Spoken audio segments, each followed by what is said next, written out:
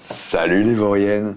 Le PSG confirme souvent qu'il a une carte gold à la place du cerveau. On se disait que c'était un petit peu la même chose dans la famille Hallyday. Eh ben pas du tout. Le cerveau existait bel et bien. Et c'était... Laetitia. Qu'est-ce que tu fous là? Ah oui, la fausse blonde bitéroise, censée avoir moins de neurones qu'une étoile de mer, avec son physique d'hôtesse de la foire au boudin de Rethel et sa voix de petite fille de 6 ans. Bah ouais, c'était ça les goûts de Papy Jojo. Oh, elle les a tous empalés, avec des pieux individuels plaqués or, la fan de Massacre à la tronçonneuse. À côté, Nordal le Landais, il pleure devant Belle et le Clochard. Et il s'occupait quand même vachement bien de la petite Maëlys quand il en avait la garde. Quand on repense à la cérémonie avec orchestre de pleurs et fanfare de guignol pour enterrer l'Elvis Presley du pauvre, Laetitia à l'intérieur, elle devait déjà se demander avec quelle taille de gravier elle allait leur oindre la rondelle, hein, et comment allumer le feu, du crématorium, un bâton de dynamite dans chaque orifice de son défunt mari. Splendide. En face, en revanche, c'était pas du tout splendide, hein. Ils y ont vu que dalle funéraire.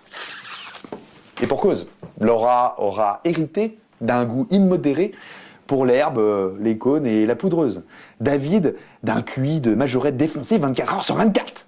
Et les ex-épouses de Papy Jojo, expressives et raides, comme des brosses à chiottes, eu égard au saut de Botox dont elles se tartinent la tronche. Eh ben, elles défendent leurs rejetons, délestés de quelques millions de mois sur leur compte courant. Comme c'est touchant.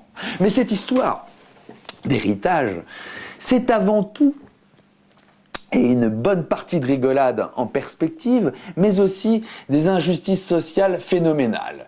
Et en l'occurrence, c'est la revanche ici du prolo franchouillard sur l'évadé fiscal illettré qui faisait donc raquer le populo pour assister à ces cancers, c'est les cancers, c'est le meilleur pour la fin, ces concerts, parfois subventionnés. La famille Boudou, puisque c'est le blaze un peu jauni de Laetitia, elle est allée se mettre le cul dans le caviar, et pour un bon moment, hein. Ah, que je t'aime, la marmiteux à bifeton. Boudiou, les marlous, ils ont primé le glomatou, et c'est piou-piou. En d'autres termes, pas pareil et complètement différent, l'affreux Jojo sera donc passé de sarkozyste pris à pic à trotskiste emblématique, déshéritant ces deux gosses de riches qui se comportaient en tant que tels pour refiler le grisby à ces deux migrants asiatiques adoptés. Il aura fallu qu'il caloche quand même, le taulier, pour exploser les portes du pénitencier. Oh, chapeau, l'idole des vieux libidineux. Allez, salut les copains, vauriens et vauriennes.